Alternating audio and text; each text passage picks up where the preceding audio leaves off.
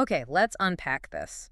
We are diving into, well, the ultimate playbook for competitive advantage. Right. And we're focusing specifically on how success is achieved, not just by the biggest players, but by the most adaptive. Or even the luckiest, maybe, the ones who spot the opportunities. Yeah, Yeah, exactly. The whole theme today is summed up perfectly by that Charles Darwin quote. You know the one. I do. It is not the strongest of the species that survives, nor the most intelligent. It is the one that is most adaptable to change. And adaptability, that's not just a trait, right? It's a strategy. Hmm.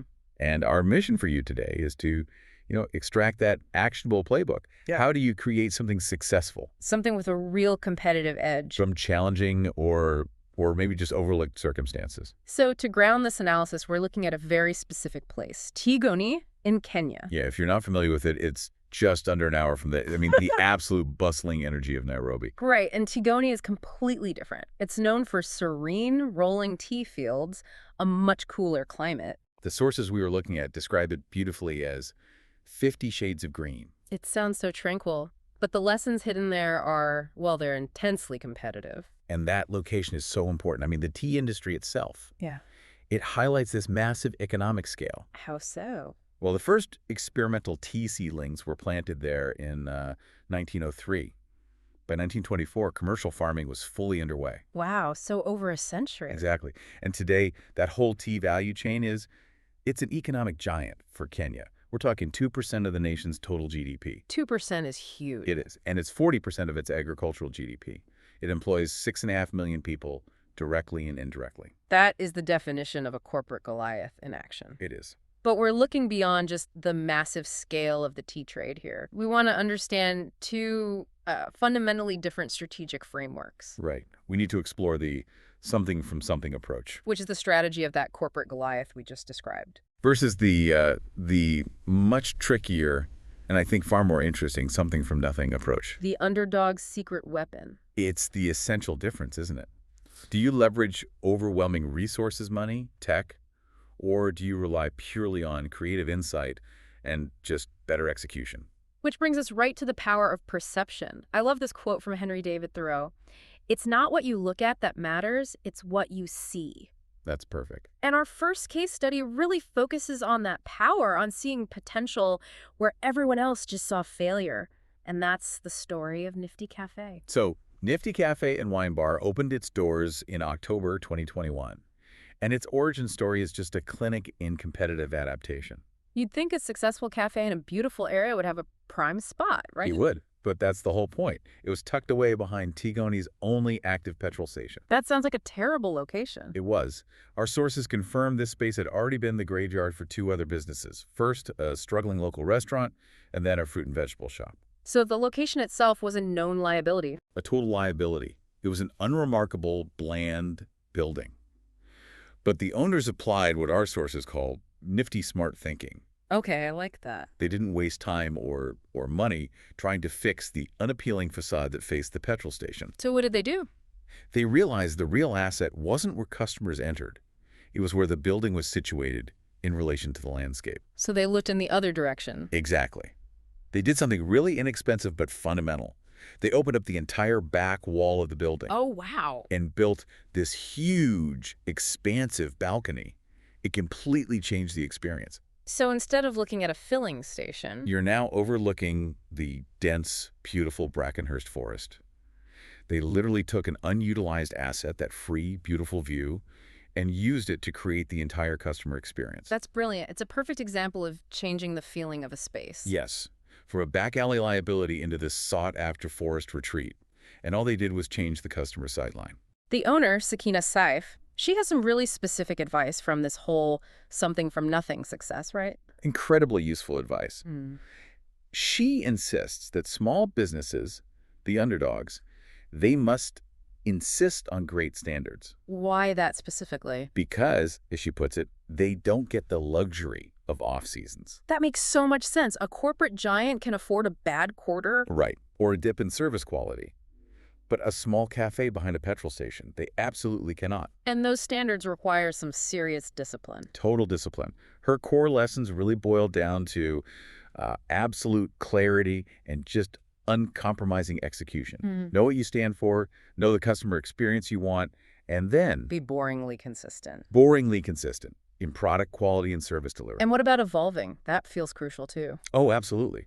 She says you have to keep learning, keep listening to feedback, and just keep adjusting. The market changes, people change. And if you don't evolve with them, you become irrelevant. Fast. That's the Nifty playbook. Yeah. That's the strategy for the resource disadvantaged. A strategy born of necessity, but also creativity. So now, let's pivot. Let's contrast that with the method of the resource advantage giant, the something from something strategy. Okay.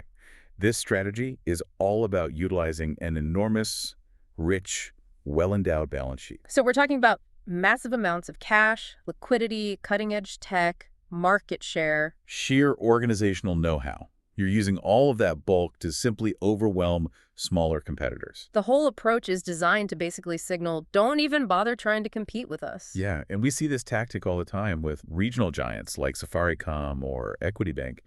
They have such a significant resource advantage that they can basically dictate the terms of competition. It makes it almost impossible for newcomers to gain any real traction, at least not using conventional methods. Exactly. And for these kinds of resource advantaged companies, the strategic advice from thinkers like Roger Martin is crystal clear. If you are significantly better endowed than your competitors, your main goal is to invest in expensive sources of advantage that your competitors just cannot afford to match. You're looking for what are called scale-sensitive costs. Yes, let's pause on that term for a second. Scale-sensitive costs. It's the heart of the Goliath strategy, but it's a bit jargony. So let's unpack it. We're talking about investments that are, well, staggeringly expensive up front, but they get exponentially cheaper on a per-unit basis the more you sell. It's like a massive fixed cost barrier that only the giant can afford to climb over. Precisely. And this is where that anecdote about Nike and Reebok comes in. It's a perfect illustration of this. Right. This was decades ago when Reebok was seriously challenging Nike in the athletic shoe market. Yeah. And Nike didn't just compete on, making a better shoe. They competed on cost architecture. What does that mean? Well, at the time, marketing costs were usually linear. You spend more, you get more, but the ratio stays the same. Nike inverted that. They invented this new, massive, scale-sensitive cost category. Athlete endorsement. Elite athlete endorsement. Think Air Jordan. Think assembling the Olympic Dream Team. They poured billions into those endorsements. They cranked up those investments to a level that just seemed absurd at the time. Right. And that upfront investment, the fixed cost of signing Michael Jordan, was so massive that only a company with Nike's scale could even think about absorbing it. But the cost was huge for Nike, too. Of course. But here's the magic. For every single shoe they sold, the cost of that endorsement per shoe shrank to almost nothing. It created an economic chasm. A huge one. Reebok had neither the sheer sales volume nor the balance sheet to make that initial investment. So they couldn't compete on that battleground at all. They were forced to concede it entirely, they flatlined, and Nike just solidified its dominance through sheer expense. So the rule for the giant is clear. When you have the resources, invest in the most expensive advantages possible. That's the move. That makes perfect sense if you have billions in liquidity. But, the vast majority of entities, most companies, NGOs, development partners, they're not sitting on those kinds of resources. Not at all. They are resource disadvantaged. Which brings us back to the most important question. How can they possibly compete against that expensive, scale-sensitive approach? This is the strategic task of the underdog. This is the core of the something-from-nothing move. If you feel strapped for cash and you're facing a resource deficit, the focus has to shift completely. And this is where Martin's advice gets really counterintuitive. And I think this is the hardest part for an underdog to manage psychologically. Go on. He advises the resource disadvantage to consciously refuse to focus on what their competitors are spending their massive resources on. That takes so much discipline, because your instinct is always to watch the Goliath. Always. But if you watch the Goliath, you just end up copying them poorly. Exactly. So instead, you have to ask a completely different insight-driven question, which is, despite all that massive spending, what are customers still missing? That is such a powerful reframing. And we should emphasize this is especially critical because so many modern markets are, as the sources say, two-sided. Right. You can't just look at the end user. You might have a platform or a B2B service where you have to look at the needs of two or more different groups of users at the same time. Good point. So the central task for the underdog is finding inexpensive ways to achieve uniqueness in meeting those specific, unmet customer needs. And the overconfident giant, the one flush with cash, they often miss those low-cost, high-insight opportunities. Because they're fixated on high-cost, high-scale solutions. You have to be the one to spot the cool spring in the desert that the competition just drove right past. Okay, so let's get concrete. What are the pathways to identifying those cheap, unique advantages? Our sources outline two main paths for that something from nothing creation. Right. Pathway 1 is exactly what Nifty Café did so beautifully, searching for assets that are literally under your nose that aren't being used. The asset was free. It was the view. It cost almost nothing to acquire it. It just took the insight to realize its value, and then the structural change to expose it.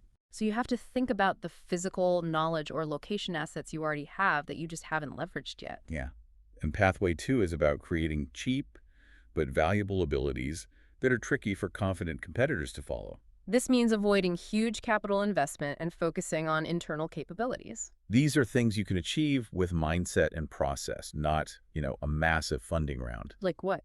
Like competing on time, the speed of your response. Goliath often struggle with that because of bureaucracy.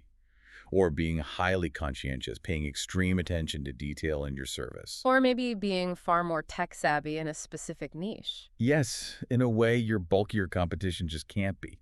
Ultimately, the source material argues it's about focusing on genuine, innate attributes like creativity, imagination, innovation. And actively avoiding that path of stale, worn-out thinking, that creativity. Yeah. It's a costless competitive edge. Which leads directly to a strong warning against a tactic that we see everywhere. Hype.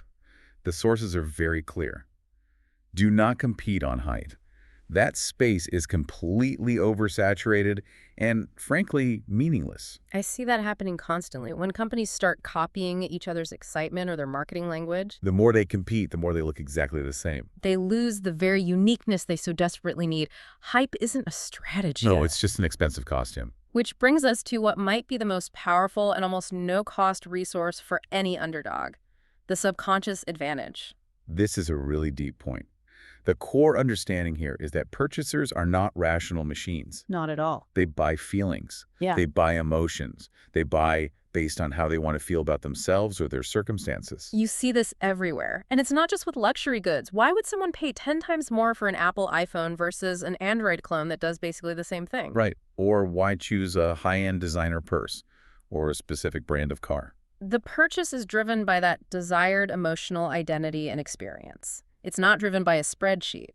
And that emotional driver is so powerful, and it's often invisible even to the person buying. Nielsen research found a statistic that is it's astonishing. It really is. Roughly 90% of purchasing decisions are made almost subconsciously. 90%, that's huge. It completely changes how you have to think about competitive advantage. It does. If your only advantage is rational, like, we are 5% cheaper, you're only speaking to 10% of the customer's brain. Exactly. So the almost no-cost resource we talked about, the ultimate form of adaptation, is mindset. It's the ability to maintain critical thinking, to see new realities, and, crucially, to manage the ever-increasing pace of change. And when we talk about change, we mean across all dimensions: technology, climate, politics, consumer taste. It really is. Everything, everywhere, all at once. So that adaptable mindset, that ability to continually learn and pivot, that's what allows the underdog to spot and exploit these inexpensive opportunities. Opportunities that the Goliaths are too slow or too resource-dependent to even notice. So if the Goliath is focused on the challenge of where can we afford to spend the most, The underdog has to focus relentlessly on where can we gain the most genuine insight with the least expense. the true competitive advantage comes from identifying those cheap, overlooked opportunities like a forest view and prioritizing genuine insight over just copying or trying to compete dollar for dollar. That is the essential lesson of the Tigoni playbook. It's about knowing where to look, but maybe more importantly, training your mind to see what is already there, ready to be leveraged. Right. So if you want to apply this lens to your own professional landscape, the final provocative thought we want to leave you with is this. If you want to see what others miss, stop looking where everyone else is looking. Look behind the petrol station.